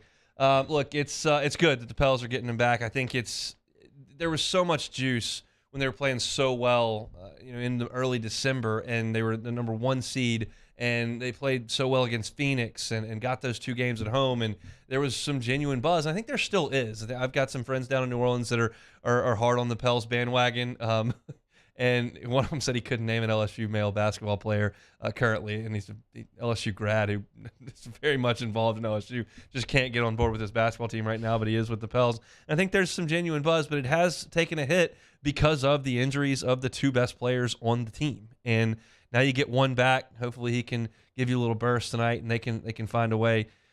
Got to stay out of that play-in, got to get some home court, and maybe make a little bit of a run here as you start this era of BI and Zion and CJ, and you hope that there's a lot more wins, but not a lot more injuries. So just been frustrating over the last month as they try to get this thing back on track.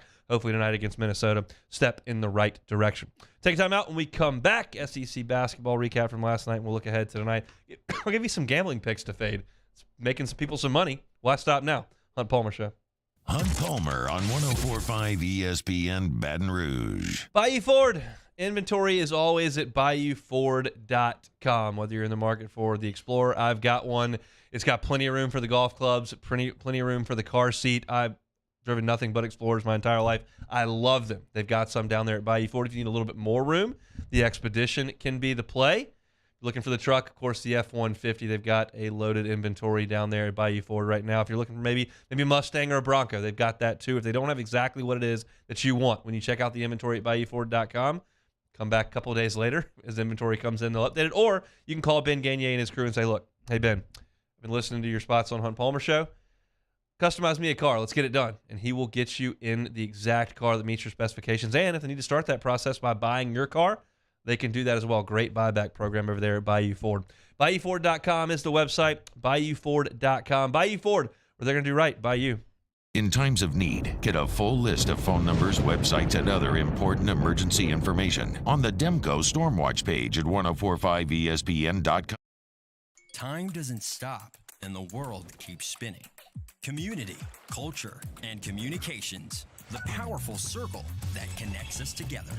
We're creating the next evolution, a network built for every possibility, moving faster than ever before, streaming us forward into the future. And the revolution is closer than you think. RTC, ATEL, and Vision are now Rev. New name, same company. Moon Griffon is back. The voice of Louisiana politics makes his return to Baton Rouge. Catch the Moon Griffon Show weekdays from 9 to 11 a.m. on Talk 107.3. Louisiana. It's a place defined by culture, by pride, by passion, by people who do more than love this place. They celebrate it, elevate it, champion it. They are the individuals who embody what makes Louisiana great. The companies that make Louisiana a better place to work and live. The nonprofits leading transformational change in our communities. Champions of Louisiana are all around us, and LWCC is proud to celebrate them because we've always been Louisiana loyal, supporting the workers, the innovators, the change agents of this great place we call home. Who are the champions around you? Together, we can share their stories. Together, we can help our home state thrive. Together, we are Louisiana loyal. Always.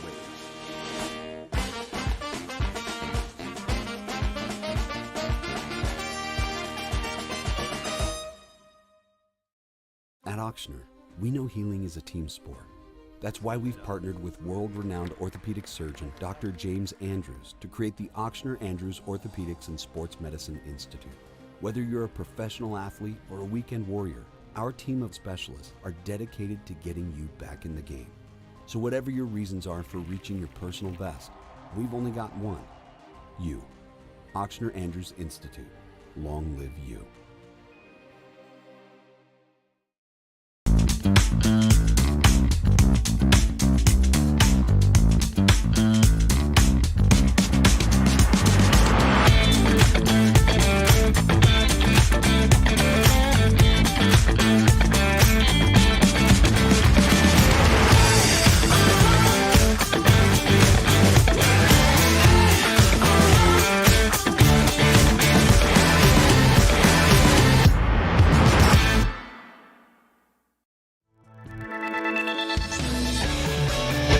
Championship Sunday in the NFL playoffs. Tune in Sunday at 2 p.m. when the Eagles host the 49ers for the NFC Championship. Then the Chiefs host the Bengals at 5:30 for the AFC Championship. Right here on 104.5 ESPN Baton Rouge.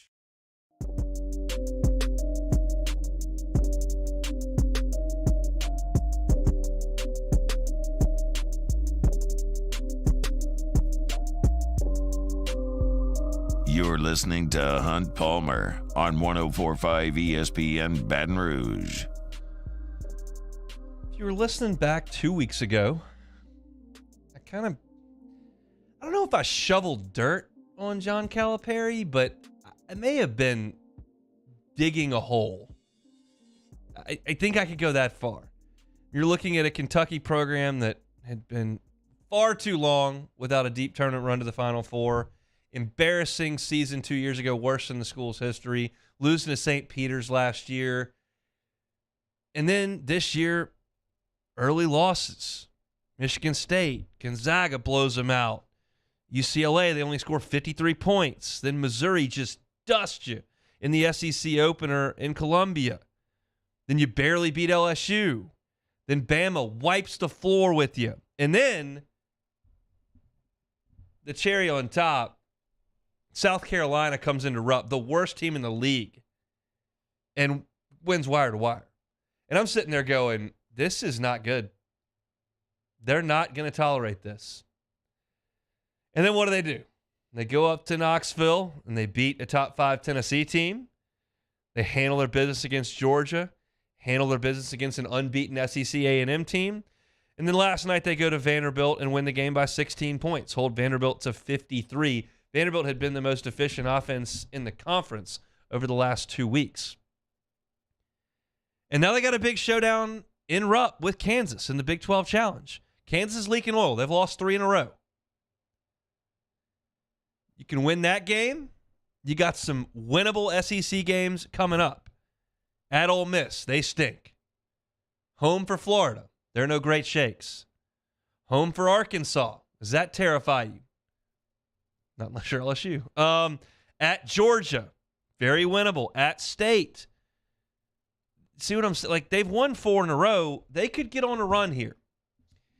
And they've made some changes in terms of their lineup and what they're doing there. Sheboy is what he is. But I think more than anything, there just needs to be an edge and attitude that wasn't there. Kentucky should not allow Bama to crush them by 26 points. They should not allow South Carolina to come to Rupp and finish it off. And right now they're playing with a little bit more edge. So we'll see if Cal can turn around. They're 5-3 in the league after last night's win. Not turning it around is the Ole Miss Rebels. They hosted Missouri last night at the Pavilion in Oxford. Missouri 89-77, the winner. Missouri had 47 points at halftime. Demoy Hodge has been really good for them. Ole Miss does not have Matt Morrell. He's got an MCL sprain. He's probably their best player. They just don't have anything. And you've heard me say this a couple times now, but as the losses continue to mount, I kind of keep my ears perked up to what they're saying over in Oxford with Neil McCready and Chase Parham and those guys who do such a good job covering Ole Miss. And it just feels like fait accompli. Like I don't see any way that Ole Miss can run this thing out. They're 1-7 right now. The only win was against South Carolina. They've also got losses this year to North Alabama, Central Florida. And you're looking at a team, if they finish, 3-15 in the league? And what do they have coming up? They can beat South Carolina in Oxford. They could beat Mississippi State in Oxford. They can beat LSU in Oxford. But if you win 2 or 3 games, it's just not going to work. And Kermit's first team made the tournament. They were really good and talented, but he hasn't recruited the type of player that you need to win in the SEC, and that's just very evident. And you got a first-year coach, and Coach Gates at Missouri brings in a more talented team and just thumps you on your home floor. There's nobody there. It's just there's no energy. There's no enthusiasm. And we just talked at the top of the show about LSU, where basketball is not even close to what it was in the Dale days when it was the high-flying show on campus when football was struggling and Skip was just about to ascend. But you can get some passion behind it. And they can get some passion behind basketball and football. They don't expect greatness in between football and baseball. Sorry. You got a bridge between football and baseball. And they'll get behind you if you win. They don't expect greatness, but you've got to occupy January and February. And if you can't do that and you can't get people out to the arena, then it's not going to happen. And right now, nobody's going and they're not winning. So it seems like change is very, very possible in Oxford. So games tonight that I want to chat about. Georgia is at Knoxville to play Tennessee. Line on that one is 16 and a hook. That seems like a lot. You figure Tennessee can really choke out Georgia on defense, so I don't feel great about it, but I would take the 16 and a half points with the Georgia Bulldogs in that one. South Carolina will play Florida in Gainesville. 15 and a half point favorite are the Gators. I would have to lay the points there. I've tried South Carolina a couple times on this show, and that has not gone so well. I famously did so picking them against Ole Miss to cover, and Ole Miss just blasted them. So I can't, in good faith, give you a South Carolina pick against the number. I'll take Florida and lay the 15 and a half. Mississippi State is in Tuscaloosa to play Alabama. That one could get out of hand because Bama is so relentless on offense, and Mississippi State's only chance to stay in a game with you is to smother you, and I just don't think you can smother Alabama. You can't smother Miller. Sears has been so good, and I think Mississippi State's going to have real trouble scoring. Bediako can counter Tolu Smith, the big for Mississippi State. So I think Bama may win this game by 20, 25 points. 11.5, not nearly enough in Coleman. Give me the Tide, and I will lay those points gladly. And then the game of the night is going to be at 8 o'clock on ESPN2. This should be a good one. Texas A&M, 5-1 in the league. Center or whatever in the Gainesville O-Dome. I'm not even going to name they put a family name on the pavilion in Oxford. I'm not going to change that either because I know what I know. Sorry, Neville family. I'm sure you gave Auburn a lot of money for the naming rights to that. It's going to be Auburn Arena for me. Texas A&M is at Auburn. Those are two teams that will flat get after it. They are going to play so hard. I don't know which coach is going to sweat more.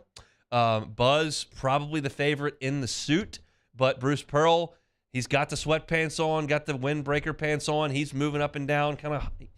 He'll have the sweat going as well. I think Buzz is the favorite there. I think Auburn's the favorite in the game. They certainly are in Vegas. They're a 4-point favorite.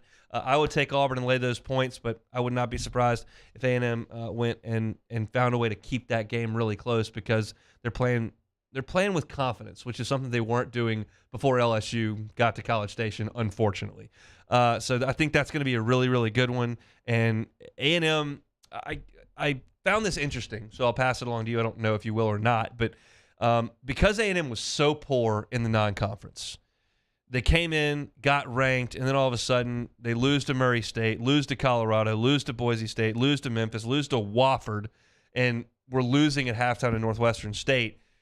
They were in big trouble entering conference play. And Buzz said that they were going to need to be, and he said, +4 in SEC play to make the NCAA tournament. He said you get 0 for winning at home. You get -1 for losing at home. You get 1 for winning on the road, and you get 0 for losing on the road, meaning you can only help yourself by winning on the road, and you can only hurt yourself by losing at home. So by those metrics, at this point, they went on the road to Florida and won. That's 1. They beat LSU and Missouri at home. You get nothing for that. They won at South Carolina. That's 2. And they beat Florida at home. You get nothing for that. And they lost at Rupp. You get nothing for that. So this is their chance to get another one, to get to 3. I think it's an interesting way to think about things. Paul Maneri was like that. He would give his players the standings. He would tell them, if this happened here, this goes for the SEC. It goes for host sites. It goes for top 8s. He wanted to lay all the cards out there. And so the guys were never surprised. Nick Saban would never do that. Nick Saban would only say you can only worry about the next drill. That's just the way he's wired. Paul didn't look at it that way. Both guys wanted an elite level. So I don't think there's any right or wrong way to do it, but I did find it interesting that Buzz kind of carved it out that way. So they've got a chance tonight at Auburn, but I do think Auburn will win, and I will take them to lay the points. So big night in Southeastern Conference basketball, starting up at, I believe, 6 o'clock. Yeah, 6 o'clock for Georgia, Tennessee, 6 o'clock for South Carolina and Florida, 8 o'clock for Mississippi State, Bama, which I'll probably take a peek at, but then 8 o'clock, A&M and Auburn. I'll definitely be locked in for that one, and we'll talk about that tomorrow and kind of recap where things stand in SEC play. I think there's a sizable faction of you that would love to dive into baseball right now. Musso started his Musso at the Box podcast on baseball, so he will give you some baseball content over at the at 1045ESPN.com. But if you start diving into too many position previews right this very second, you'll run out of real estate pretty quick. So we're going to slow play it. We will dive in. I mentioned this at the top of this hour. If you weren't listening, we're trying, efforting, airing Jay Johnson's entire press conference on 104.5 ESPN on Friday, which will be kind of the media day launch of official practices, and they'll start scrimmaging as well. But it's close, but it's not that close. It's still 3.5 weeks, which feels like a lot. So I'm excited as anybody, but we're still going to cling to a little bit of basketball while we have it before we dive head first into baseball. We will certainly get there. We'll come back with a little bit more. Hunt Palmer Show, 104.5 ESPN Baton Rouge. Hunt Palmer on 104.5 ESPN Baton Rouge. Guys, if you're like me and the woman in your life desperately needs a new closet or new bathroom, and she tells you about it frequently, like happens in my house, David Duvall is your call at One Bath and Closets. Maybe the ladies are listening. Had a couple ladies that came up to me at the first pitch banquet back on Sunday night. Said they listen every day. Appreciate that as well. Maybe you need a new bathroom or a new closet. David Duvall at One Bath and Closets. If you need a new closet, call David Duvall at One Bath and Closets. If you tell him that Hunt Palmer Show sent you, he's not going to charge you to rip out your current closet. He's not going to charge you for the labor to install the new one. He's only going to charge you for that unit that is customized to your needs. We're all different. We have different clothes, wear different things to work, have different fashion senses, different amounts of shoes. If you're Moscona, you might have a lot of shoes. If you're me, you might not. Got to have somewhere to put them. David Duvall and his team can customize a closet for you. And on the bathroom side of things, the tub-to-shower conversions are so popular. It is quick, it is not invasive, and it can totally change the way that your bathroom looks and functions. You get a gorgeous glass walk-in shower in there instead of that tub with the shower curtain. David Duvall and his team been in the game for 30 years. Head to the website, onebathandclosets.com, onebathandclosets.com. Our listeners fire off their opinions on the jimsfirearms.net hotline at 499-1045. Keep listening for your next chance to shoot us your thoughts with the jimsfirearms.net hotline on 104.5 ESPN Baton Rouge. There it is, the extra mile, on the border of expected and extraordinary for those willing to go further, like vans customized for work or play. with safety and tech to keep you connected. Supported by a 5-star sales, service, and finance team. And backed by the 1-star you know. So go the extra mile. It's never crowded because so few have what it takes to go there. Mercedes-Benz Vans.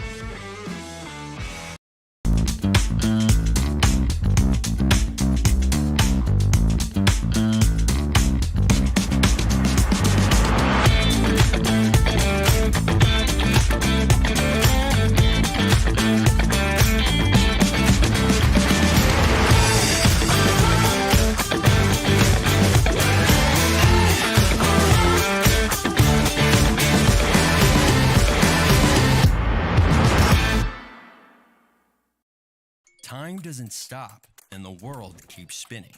Community, culture, and communications, the powerful circle that connects us together. We're creating the next evolution, a network built for every possibility, moving faster than ever before, streaming us forward into the future. And the revolution is closer than you think.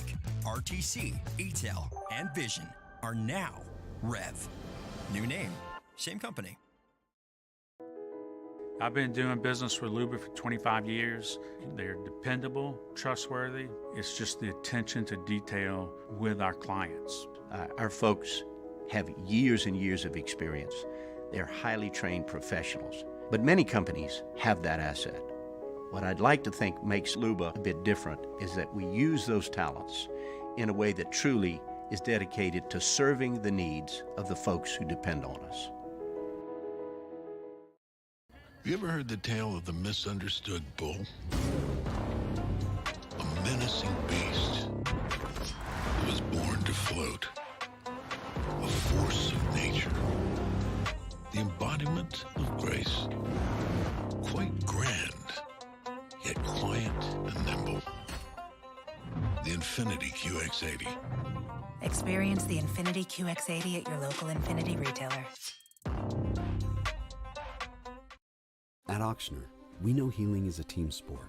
That's why we've partnered with world-renowned orthopedic surgeon Dr. James Andrews to create the Auctioner Andrews Orthopedics and Sports Medicine Institute. Whether you're a professional athlete or a weekend warrior, our team of specialists are dedicated to getting you back in the game. So whatever your reasons are for reaching your personal best, we've only got one. You. Auctioner Andrews Institute. Long live. Matt Moscona inviting you to join us for Wednesday's Hump Day AFR presented by Pluckers. Former Tiger Braden Fajoko will join us on the show. We'll recap LSU, Arkansas, and Pels Nuggets. Join us 3 to 6, 104.5 ESPN Baton Rouge.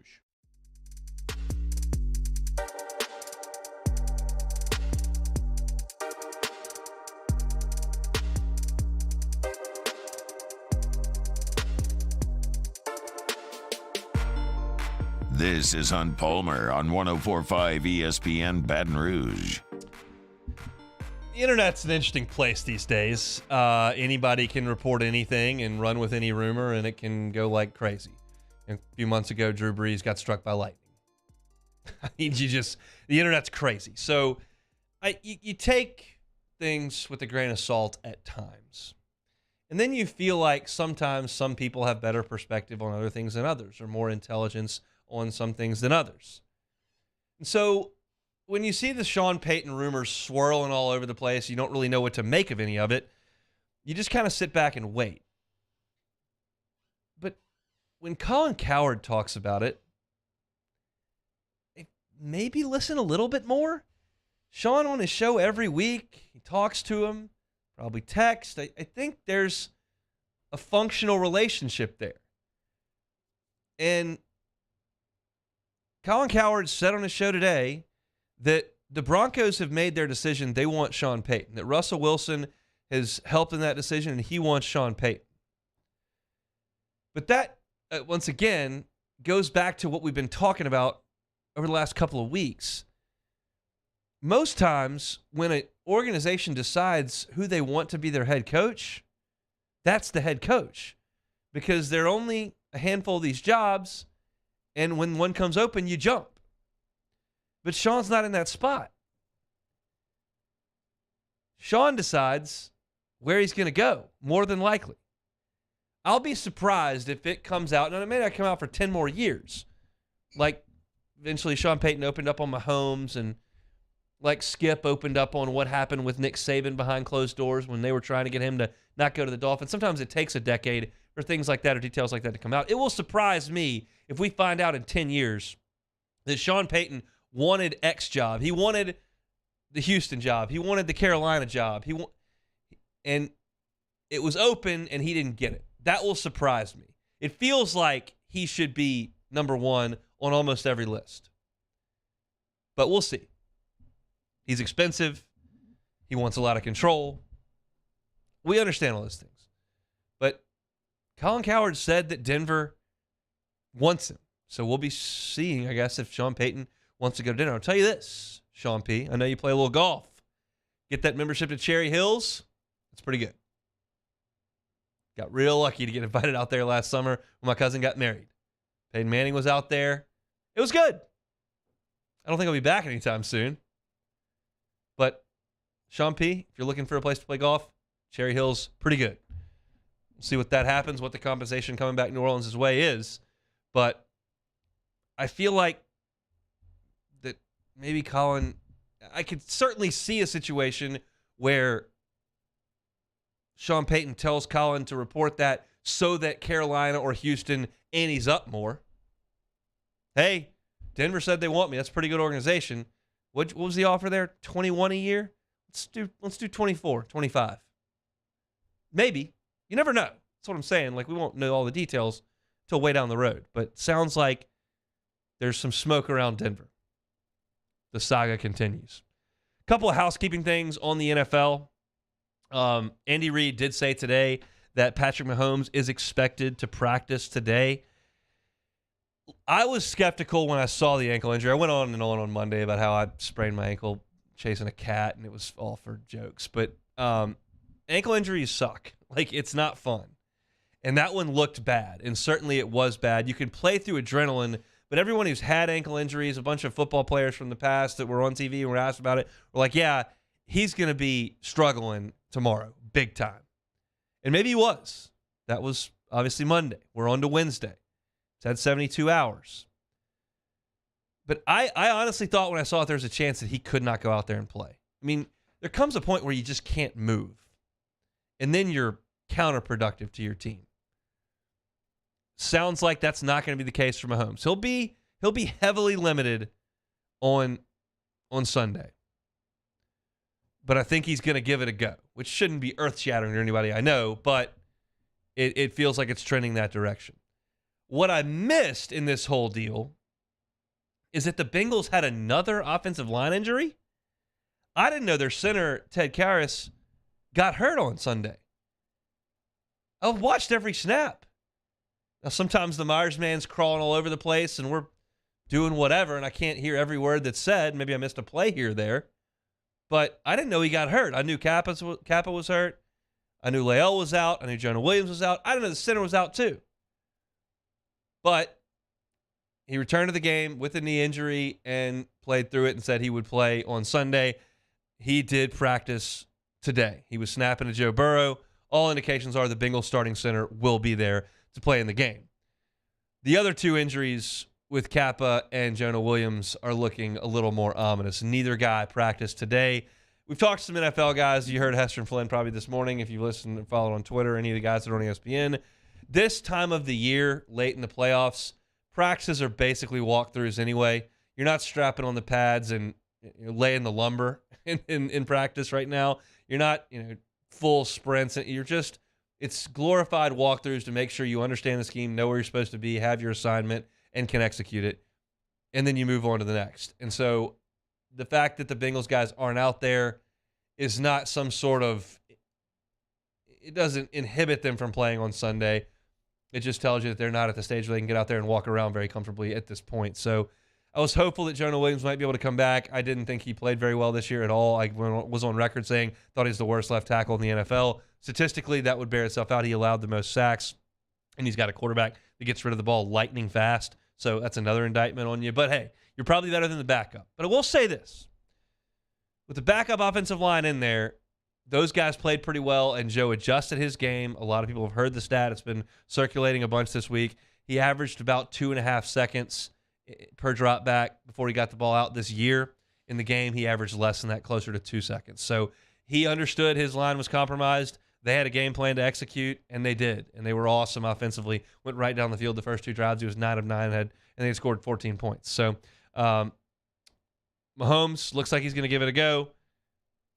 Karras, the center, looks like he's going to give it a go. The other 2 offensive linemen for Cincinnati, very, very iffy to this point. So we'll see what that's going to look like as the week moves forward. Excited for tomorrow. We're going to preview Bengals and Chiefs. Going to have James Rappian come on. James covers the Bengals for All Bengals and Locked On Bengals podcast. He's gracious enough to come on with us tomorrow, so we'll chat about the Bengals up there in Cincinnati tomorrow. As I think there's some buzz in South Louisiana over this. I certainly have it, and I think you probably do too. So we'll dive a little bit deeper into the Bengals, and then a full preview from me on the game coming up on Friday's edition of the Hunt Palmer Show. That'll do it for this segment here. We'll come back, as always, take it or leave it, and we'll pass the baton on to Mr. Moscona. It's a Wednesday edition of the Hunt Palmer Show. This is Hunt Palmer. In times of need, get a full list of phone numbers, websites, and other important emergency information on the Demco Stormwatch page at 1045ESPN.com. Before we begin any electrical work here, we perform a home safety check that begins at your electrical panel to make sure that you and your family are safe. For all your upgrades, installations, and repairs, call Mr. Electric.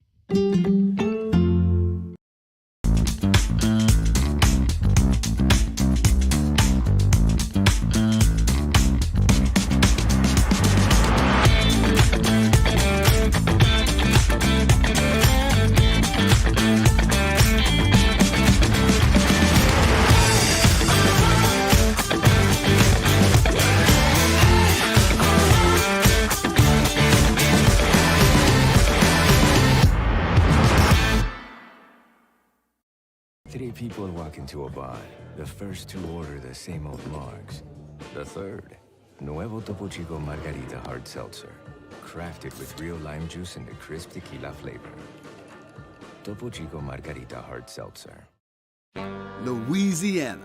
It's a place defined by culture, by pride, by passion, by people who do more than love this place. They celebrate it, elevate it, champion it.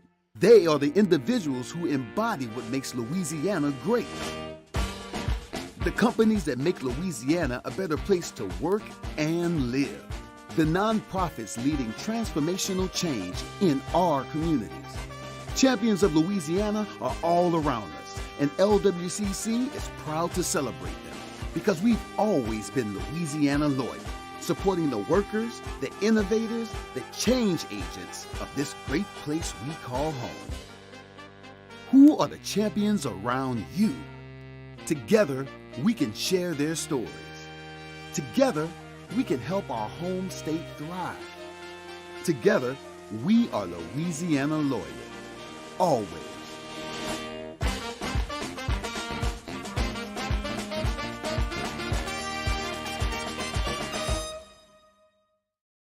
You ever heard the tale of the misunderstood bull?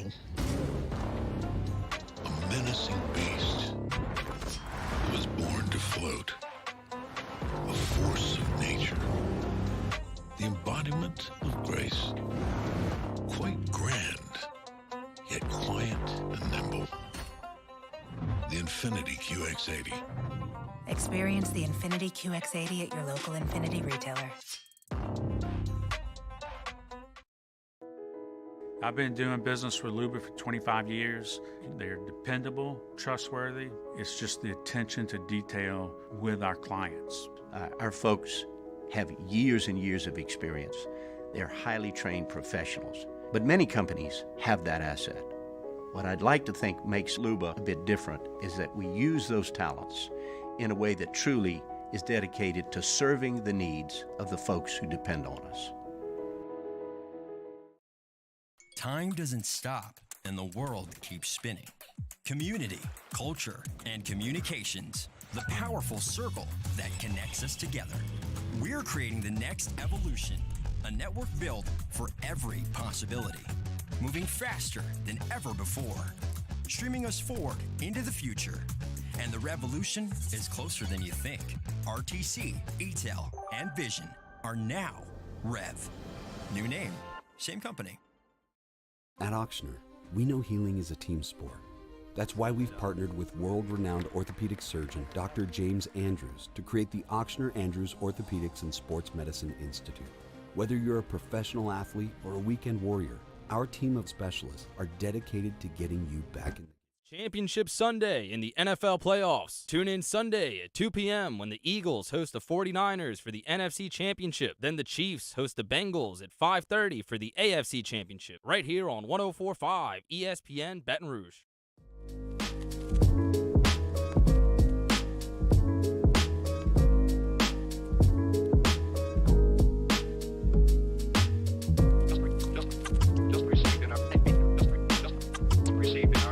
You're listening to Hunt Palmer on 104.5 ESPN Baton Rouge. All right, winding things down here on a Wednesday. Have to work week in your rear view mirror. Hope your week is getting along just fine. Appreciate y'all hanging out with us on 104.5 ESPN Baton Rouge. We only have one thing left to do, Taylor Sharp. That is take it or leave it. Yeah, let's get it. LSU reportedly overpaid Brian Kelly by $1 million this past year. Not sure how you do that. Guarantee needs some rounding errors like that. Take it or leave it. Gonna have to take that. Look, I know some people in the accounting department. We can maybe get that figured out. If they want to drop me an extra $1 million, I won't complain about it. I realize that Brian Kelly's gonna have to not pay it back, but they're gonna cut things down a little bit to even the scales. But I'll take the extra $1 million. I got to be quite honest. I'll take the extra $10 if they're throwing that kind of thing around. So I'll get with Forrest and the team over there in accounting, see if we can't get some significant errors going on in our paychecks on the good side. I just want free drinks out of the vending machine. That'd be fine with me too, because I'd be good with anything. I probably pump about $3 into that vending machine a week when it comes down to pretzels and whatever it may be. So yeah, sure. I'd take that for sure.